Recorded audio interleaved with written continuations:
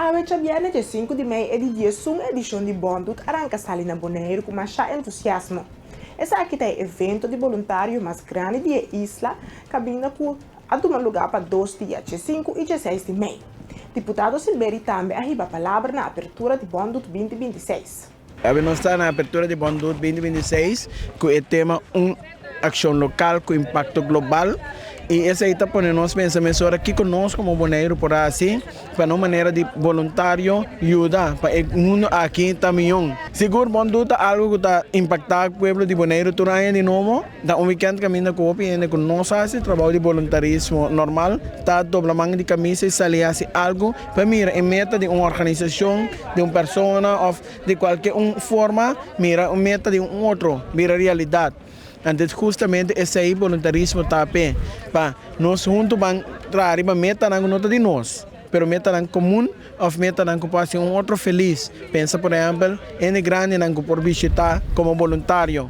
Voluntarismo não te paga mesura, pero é gratificação como está muito atrás, como não te cobra pero não avisamos seguro de vida está recompensado para cada trabalho que você faz no benefício de outro, seguro ou você voluntário. Nani, membro de Greenpeace, confirma que aqui a Trobe está presente para o nosso aporte como voluntário durante Bondut. E bia aqui a trabalho na central na Cerro Largo. Ela anuncia que amanhã, já sábado 16 de maio, o time está presente a Trobe para continuar com o trabalho de manutenção e reverdecimento. Nani Bomba está dando mais detalhes.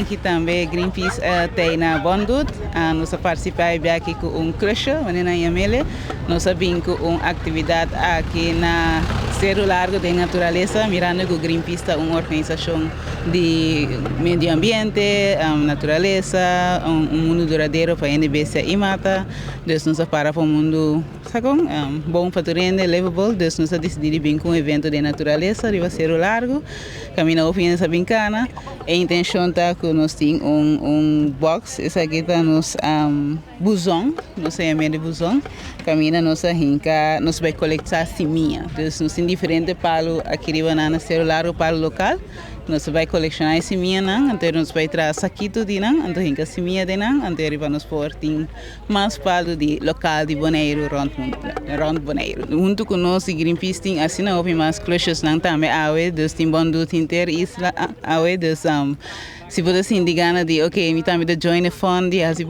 bom passa bom, por vir na Cerro Largo aqui ou vou arriba e página de Bondut de hasi bom passa bom, o qual não que join, então eu vou join também. Awe e amanhã de 5 e 16 de maio de 2026.